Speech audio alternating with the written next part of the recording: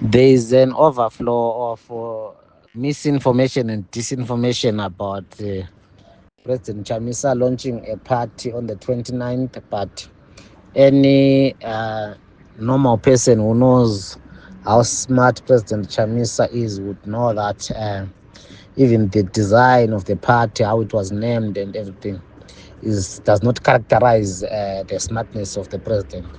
So I think that it's in good order for every citizen to ignore that.